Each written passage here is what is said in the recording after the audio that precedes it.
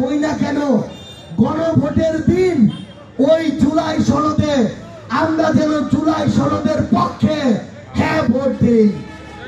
জুলাই সনদের পক্ষে ভোট হবে, জুলাই সনদের পক্ষে ভোট হবে, জুলাই সনদের পক্ষে ভোট হবে। আমাদের সেই ভোট কোন পক্ষে?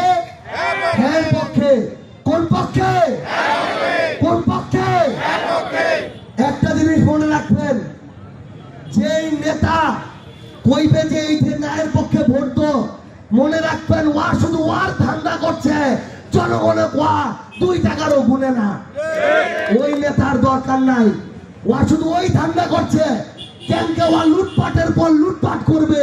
একটি তোমরা শ্রমিক, তোমার ছোঁয়া শ্রমিক, তোমার নাতিও শ্রমিক, তাতে আর কিছু যায় আসে না। একটা উদাহরণ দিয়ে শেষ করুন। শেখ হাসিনার ভূমি মন্ত্রী, ওর 360টা বাড়ি হল কানাডা। কেডা? 360টা।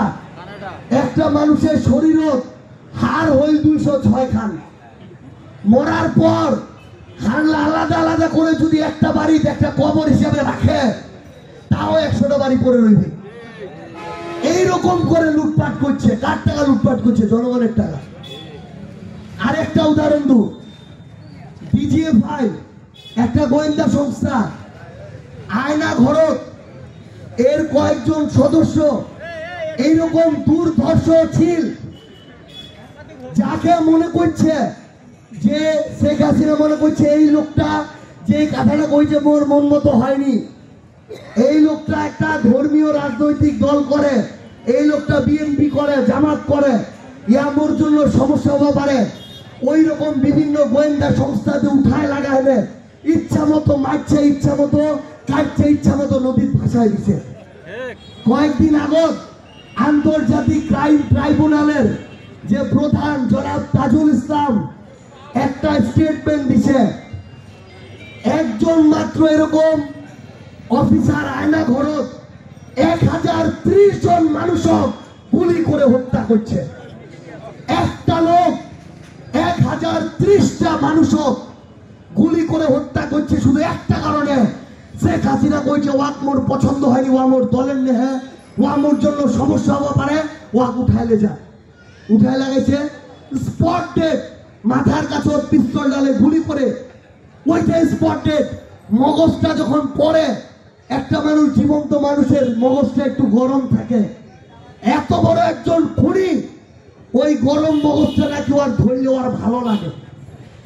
এই ধরনের একজন নেশাগ্রস্ত পেশাদার খুনি শেখ হাসিনার অধীনে ছিল, এবং এইরকম শত শত খুনি ছিল যারা আমার এই বাংলাদেশের বিগত 16 বছরে অসংখ্য ভাই, অসংখ্য বোন, অসংখ্য রাজনৈতিক দলের নেতা কর্মী গুম করছে, খুন করছে, বিচার বহির্ভূত হত্যাকাণ্ড করছে।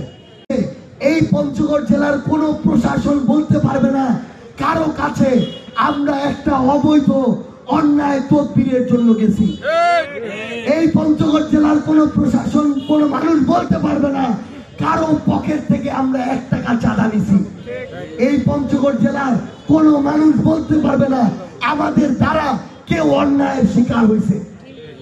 আমরা আপনাদেরকে বলি, আমরা এখনো ক্ষমতায় যাইনি, আমরা কাজ করতে যাচ্ছি জনগণের জন্য। সামর্থ্য ছোট, কিন্তু চেষ্টার কমতি নাই। রংপুর বিভাগে মাননীয় প্রধান উপদেষ্টা একটা হাসপাতাল দিতে চেয়েছিলেন। পঞ্চগড় পাবে কি পাবে না এটা পরের কথা, কিন্তু শুধু পঞ্চগড় নয়, পুরো বাংলাদেশের একমাত্র মানুষ হিসেবে তার কাছে গিয়ে এটা পঞ্চগড়ের দুঃখী মানুষদেরকে দেওয়ার জন্য আবেদন জানিয়ে এসেছিলাম।